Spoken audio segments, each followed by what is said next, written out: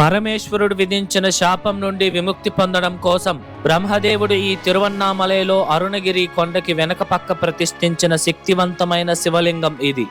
సాక్షాత్తు శ్రీ రమణ మహర్షి వారు గిరి ప్రదక్షిణ చేసి ఇక్కడ బస చేస్తుండగా దేవతాశక్తులచే సామవేదం వినిపించింది. ఈ ఆలయం గురించి 3వ తమిళ సంఘకాలం అనగా 1800 సంవత్సరాల క్రితం నక్కిరర్ వారిచే ప్రస్తావించబడింది.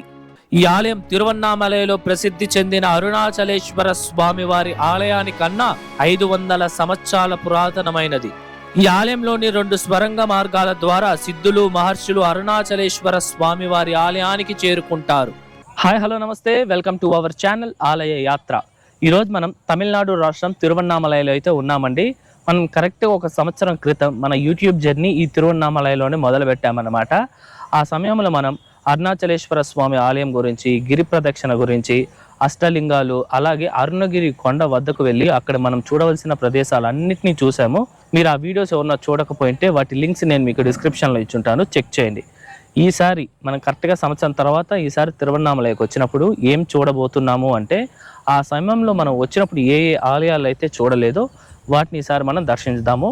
అందులో మొదటిది ఆది అన్నామలై ఆలయం. ఇంతకీ ఎక్కడుంది ఈ ఆలయం అంటే, మన గిరి ప్రదక్షిణ 14 కిలోమీటర్లు అంటే కరెక్ట్గా 7వ కిలోమీటర్ వద్ద మనకి ఆది అన్నామలై ఆలయం అయితే వస్తుందన్నమాట. ఈ ఆలయం తాలూకు లొకేషన్ కూడా నేను మీకు డిస్క్రిప్షన్లో ఇచ్చుంటాను, చెక్ చేయండి. వీడియోని అయితే లైక్ చేసి స్టార్ట్ చేయండి. మన ఛానల్ని ఏమైనా సబ్స్క్రైబ్ చేసుకోకుండా ఉంటే సబ్స్క్రైబ్ చేసుకోండి. రండి ఇప్పుడు ఆలయం వద్దకైతే వెళ్దాం. ఇదేనండి నేను మీకు చెప్పిన శ్రీ ఆది అన్నామలై స్వామి వారి ఆలయము. ఈ ఆలయం యొక్క టైమింగ్స్ విషయానికి వస్తే, ఈ ఆలయం ప్రతిరోజు ఉదయం 6 నుండి మధ్యాహ్నం 12 గంటల వరకు, తిరిగి సాయంత్రం 4 నుండి రాత్రి 8 గంటల వరకు భక్తులకి అందుబాటులో ఉంటుంది. ఇప్పుడు రండి ఈ ఆలయం లోపలికి వెళ్ళి ఈ ఆలయం యొక్క పూర్తి స్థల పురాణం అయితే తెలుసుకుందాం.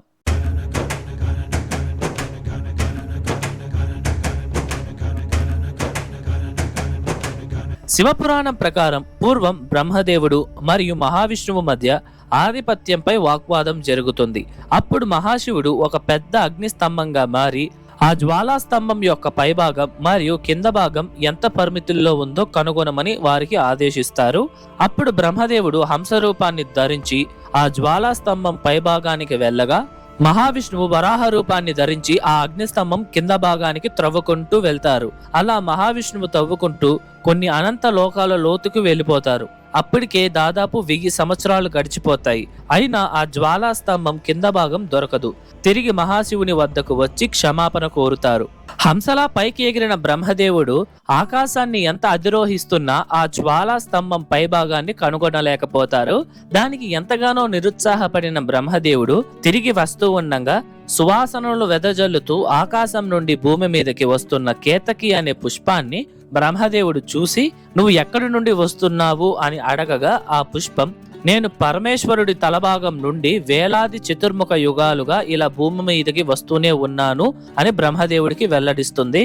అప్పుడు బ్రహ్మదేవుడు తాను పైభాగానికి చేరుకోలేను అని గ్రహించి ఆ కేతకీ పుష్పంతో, నేను ఈ స్తంభం పైభాగాన్ని కనుగొన్నాను అని పరమేశ్వరుడికి చెప్పినప్పుడు నువ్వు సాక్ష్యం చెప్పాలి అని కోరగా ఆ కేతకీ పుష్పం అంగీకరిస్తుంది.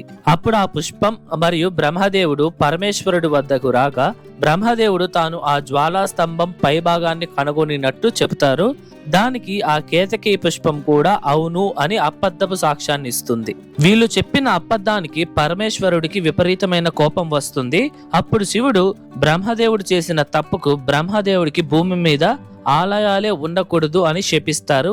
మరియు అబద్ధం సాక్ష్యం చెప్పిన ఆ కేతకీ పుష్పాన్ని ఎవరూ పూజలకి ఉపయోగించకూడదని కూడా స్వామివారు శపిస్తారు. తర్వాత పరమేశ్వరుడు ఆ జ్వాలా స్తంభం నుండి అరుణగిరి కొండగా మారుతారు. కానీ బ్రహ్మదేవునికి మాత్రం తాను చేసిన తప్పుకు ఎంతగానో చింతిస్తారు. అలా బ్రహ్మదేవుడు ఈ అరుణగిరి కొండకి వెనక భాగమైన ఈ ప్రాంతంలో తన చేతులారా ఈ శివలింగాన్ని ఇక్కడ ప్రతిష్ఠించి ఆ శివలింగానికి అయితే పూజలు చేస్తారు. ఇలా బ్రహ్మదేవునిచే ప్రతిష్ఠించి పూజలు అందుకుంటున్న లింగమే ఈ ఆలయ గర్భాలయంలో ఉన్న శివలింగం. ఇక్కడ స్వామివారిని ఆది అన్నామలైగా మరియు ఆది అరుణాచలేశ్వరర్గా పూజిస్తారు. ఈ ఆలయంలోని మరొక పురాణం ప్రకారం బ్రహ్మదేవుడు తిలోత్తమ అనే స్త్రీ అందానికి మోహితుడై ఆ మోహంలో ఒక పావురం రూపంలో ఆమెను వెంటాడుతూ ఉండంగా ఆ తిలోత్తమ పరమేశ్వరుణ్ణి రక్షించమని కోరుతుంది. అప్పుడు పరమేశ్వరుడు ఒక వేటగాని రూపంలో వచ్చి ఆమెను రక్షించి బ్రహ్మదేవుణ్ణి ఆ మోహం అనే మాయ నుండి విముక్తి కలిగిస్తారు. తను చేసిన తప్పును తెలుసుకున్న బ్రహ్మదేవుడు ఇక్కడ శివలింగాన్ని పూజించారు. అలాగే అరుణాచల పురాణంలో బ్రహ్మదేవుడు తన కుమారుడైన సనకతో తాను చేసిన అనంతమైన కర్మలను తొలగించడం కోసం అరుణాచలంలో లింగాన్ని ప్రతిష్ఠించి పూజించాను అని కూడా చెప్పినట్టు ఆ ఒక పురాణంలో లిఖించబడి ఉంది. ఈ ఆలయంలో అమ్మవారికి కూడా ప్రత్యేకంగా మందిరం ఉంది. అమ్మవారిని అభిత కుజాంబల్ గా పిలుస్తారు. ఇక్కడ అమ్మవారు నిలబడి ఉన్న భంగిమలో భక్తులకి దర్శనమిస్తారు. ఈ ఆలయాన్ని ఆది అన్నామలై ఆలయం అని పిలుస్తారు. ఆది అంటే మొదటిది లేదా పురాతనమైనది అని అర్థం. ఈ ఆలయం తిరువన్నామలలో ప్రసిద్ధి చెందిన పంచభూత క్షేత్రాలలో ఒకటైన అరుణాచలేశ్వర స్వామి వారి ఆలయానికన్నా చాలా పురాతనమైనది. దానికి సంబంధించిన ఒక ఆధారం కూడా ఉంది. మొదట మనం అరుణాచలేశ్వర స్వామి వారి ఆలయం విషయానికి వస్తే, ఆ ఆలయం శాసనాల ప్రకారం ఆ ఆలయాన్ని 850 నుండి 1280 సంవత్సరాల కాలంలో చోళరాజులైతే నిర్మించారు. మనం 850వ సంవత్సరంలోనే నిర్మించారు అని అనుకుందాం. అంటే ఈ 2024 నుండి లెక్క వేస్తే ఈ ఆలయం దాదాపు 1174 సంవత్సరాల క్రితం ఈ అరుణాచలేశ్వర స్వామి వారి ఆలయాన్ని అయితే నిర్మించారు. సరే, ఇప్పుడు ఈ ఆది అన్నామలై ఆలయం విషయానికి వస్తే, ఈ ఆలయం కరెక్ట్ గా ఏ సంవత్సరంలో నిర్మించారనే ఆధారాలు లేవు. కానీ 3వ తమిళ సంఘ కాలం అనగా 3వ శతాబ్దం అంటే ఇప్పటి నుండి దాదాపు 1800 నుండి 1850 సంవత్సరాల క్రితం నివసిస్తున్న నక్కిరార్ తన రచనల్లో ఈ ఆలయం గురించి ప్రస్తావించారు. ఈ ఆలయం గురించి మొట్టమొదట రికార్డు నమోదైంది కూడా ఆ సమయంలోనే. అంటే ఈ ఆలయం గురించి 1800 సంవత్సరాల క్రితమే ప్రస్తావించారంటే ఈ ఆలయం అంతకన్నా ముందే ఉండి ఉండాలి. దీని ప్రకారం చూస్తే ఈ ఆది అన్నామలై ఆలయం అరుణాచలేశ్వర స్వామి వారి ఆలయానికన్నా దాదాపు 500 సంవత్సరాల క్రితమే నిర్మించిన అతి పురాతనమైన ఆలయం. అందుకే ఈ ఆలయాన్ని ఆది అన్నామలై ఆలయం అని పిలుస్తారు. ఈ ఆది అన్నామలై ఆలయాన్ని ఎవరు నిర్మించారనే ఆధారాలు ఇప్పటి వరకు దొరకలేదు. కానీ ఈ ఆలయాన్ని చోళరాజులు నిర్మించి ఉంటారు అని అయితే చాలా మంది చెప్తున్నారు. వీటిని ఆధారంగా చేసి నేను చేసిన ఒక చిన్నపాటి రీసెర్చ్ ద్వారా తెలిసింది ఏంటంటే, ఈ ప్రాంతాన్ని 2 నుంచి 3వ శతాబ్దపు కాలంలో చోళరాజైన కరికాల చోళన్ పరిపాలించేవారు. సో ఈ రాజే ఈ ఆలయాన్ని నిర్మించి ఉంటారని నేను ఒక చిన్న అంచనా వేశాను. ఈ ఆలయం నిర్మించిన తర్వాత 2 సార్లు ఈ ఆలయాన్ని పునర్నిర్మించారు. మొదట ఈ ఆలయం 10వ శతాబ్దంలోనే కొంత భాగం శిథిలమైపోవడంతో ఈ ఆలయాన్ని అప్పటి చోళరాజైన రాజరాజన్ పునర్నిర్మించారు. ఆ సమయంలో ఈ ఆలయాన్ని భారీ స్థాయిలో పునర్నిర్మాణ పనులైతే చేపట్టారు. ఈ ఆలయం దాదాపు అరెకరా విస్తీర్ణతలో ద్రవిడ నిర్మాణ శైలిలో నిర్మించారు. ఇప్పుడు మనం చూస్తున్న ఈ గోపురం కూడా 1200 సంవత్సరాల క్రితం చోళరాజుచే నిర్మించిందే. ఈ ఆలయం ఎంత శక్తివంతమైందంటే, ఒకరోజు రమణ మహర్షి గిరి ప్రదక్షిణ చేసి ఈ ఆలయంలో రాత్రి బస చేస్తున్నప్పుడు ఇక్కడ దేవతా శక్తులచే సామవేదం వినిపించింది. అప్పటి నుండి ఈ ఆలయానికి రాత్రిపూట ఎవరు వెళ్ళొద్దని తన శిష్యులకు కూడా చెప్పారు. ఈ ఆలయాన్ని 9వ శతాబ్దానికి చెందిన తమిళ సాధువు మరియు కవి అయిన మాణిక్యవాస గారు వచ్చి స్వామివారిని దర్శించి స్వామివారిపై శ్లోకాలను కూడా పాడారు. ఈ ఆలయం 19వ శతాబ్దానికంతా మళ్ళీ శిథిలం అయిపోయింది.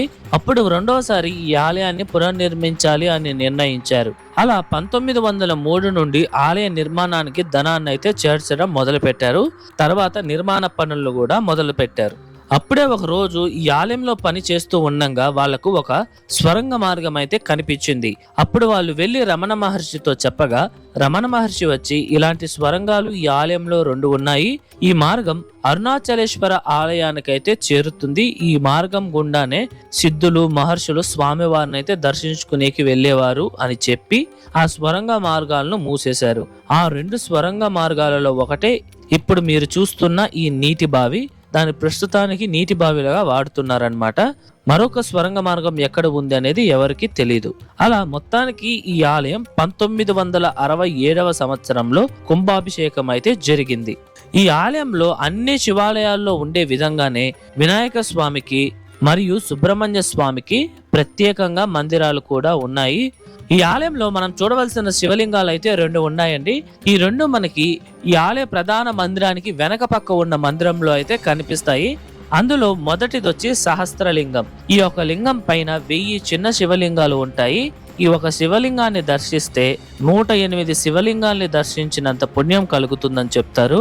రెండో లింగం వచ్చి ముఖలింగం. ఈ శివలింగం పైన స్వామివారి యొక్క ముఖం ఉంటుందండి.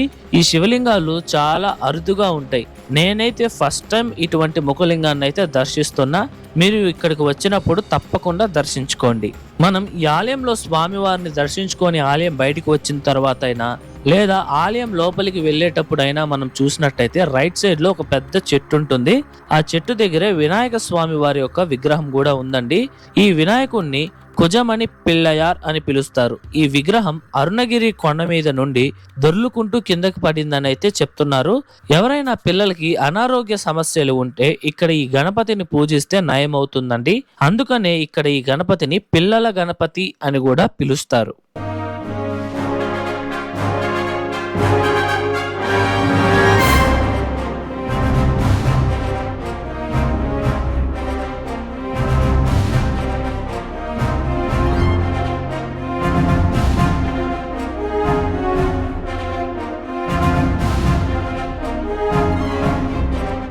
ఇదండి ఇవాళ వీడియో ఎలా ఉంది, నచ్చిందా? ఐ హోప్ ఈ ఆలయం తాలూకా పూర్తి చరిత్ర మీకు అర్థమయ్యేలా నేను చెప్పాను అనుకుంటున్నాను. మీకు ఎటువంటి డౌట్స్ ఉన్నా సరే కమెంట్స్లో తెలియజేయండి, నేను మీకు పక్కా రిప్లై ఇస్తాను. అలాగే ఈ వీడియోకి ముందు మన ఛానల్లో 276 పాదలపెట్ట స్థలాలైన బాలీశ్వరర్ ఆలయము, అలాగే త్రిపురాంతకేశ్వరర్ ఆలయంతో పాటు సింగేశ్వరర్ అనే ఒక అద్భుతమైన శివాలయం వీడియో కూడా ఉంది. ఈ వీడియోస్ ఎవరన్నా చూడకపోయింటే వీటి లింక్స్ మీకు డిస్క్రిప్షన్లో ఇచ్చుంటాను, చెక్ చేయండి. ఈ వీడియో ఎలా ఉంది, నచ్చిందా? నచ్చితే లైక్ చేయండి, మీ ఫ్రెండ్స్ అండ్ ఫ్యామిలీస్కి అయితే షేర్ చేయండి. మర్చిపోకుండా మన ఛానల్ అయితే సబ్స్క్రైబ్ చేసుకోండి. మరొక అద్భుతమైన ఆలయం వీడియోతో మీ ముందరకు వస్తా. అంతవరకు మీ శివవర ప్రసాద్ సైనింగ్ ఆఫ్.